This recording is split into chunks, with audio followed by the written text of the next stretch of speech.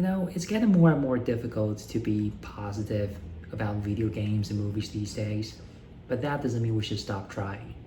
Which is why today I am going to talk about something that makes me happy.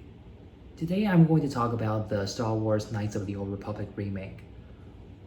And before we get started, allow me to show you this Basilisk Black Series figure and my Darth Malak Black Series figure. You will notice that their designs are quite a bit different compared to how they were in the original game. If you look at Basilisk, her face is shaped different from how it was in the original game, and her hair is parted in an opposite direction. And you can see a lot more details on her outfit now. And a different shade of red. And if you look at this Darth Malak action figure, you will notice that his outfit is a different shade of red. In the original game, it was closer to orange. And look at the stripes. Look at the stripes on his outfit. It was also a little bit different from how it was in the original game. And he was also it appears he was wearing a shirt now. In the original game, he was wearing a jumpsuit that connects his upper body to his lower body. And the reason why I'm showing you these two figures is it is said that these two figures, these designs, are based on the remake's design, which is why I'm really looking forward to see these figures, these versions of the characters show up in the remake someday. Now, ever since the remake has been announced, it has been 3 years since the remake was announced, there has been quite a bit of debate about whether this remake is going to be set in the expanded universe or whether it was set in the Disney era Star Wars timeline. And a lot of people would assume that this game will only be set in the expanded universe. And I'm going to tell you that it is not true. I believe that it is going to be set in Disney era Star Wars canon. And do you know why? Because I do not believe that Disney Lucasfilm is going to invest all these time and resources on a project only to limit this in a Star Wars continuity that they have already abandoned a long time ago. So what I am very certain is this game will be set in the same continuity as the Disney era Star Wars timeline, with the sequel trilogy, with Star Wars Rebels, and with the Cal Kestis Jedi games, and Star Wars Squadron, the 2 new EA Battlefront, and Star Wars Outlaws.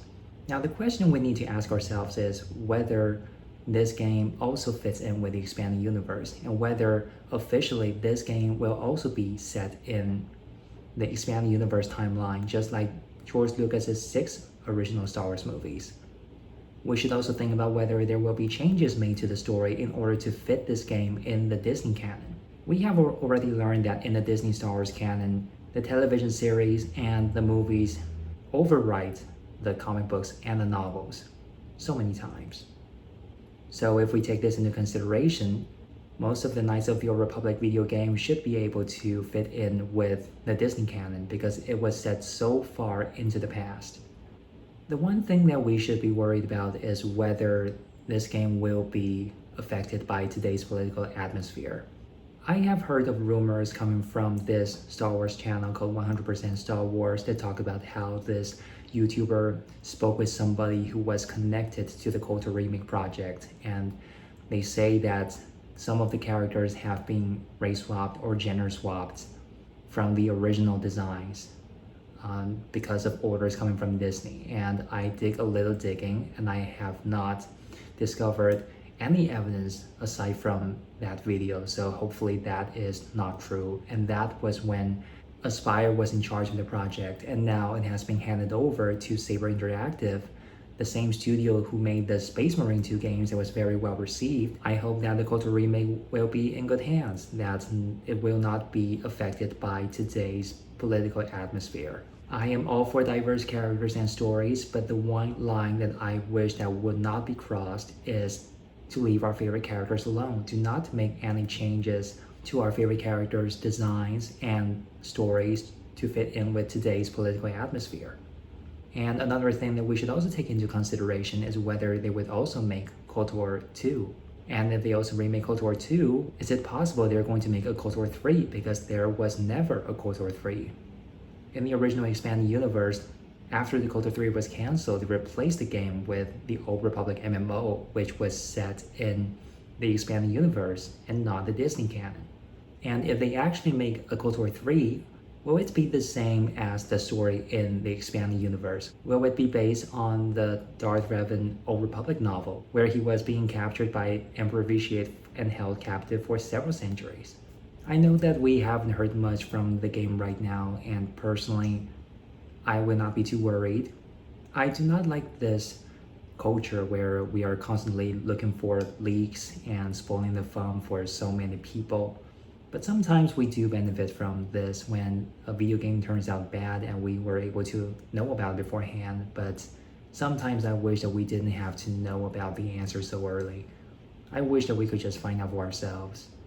And that's it for today. If you like this video, be sure to like and subscribe. Be sure to check out my other Star Wars related videos. I made a Mara Jade video about how to put Mara Jade in the Disney Star Wars canon, and I also made another video about why I enjoy the Acolyte. Whether you like the Acolyte or dislike the Acolyte, you are welcome to watch that video and leave comments, leave your thoughts down below. And thank you for watching. I will see you in the next video.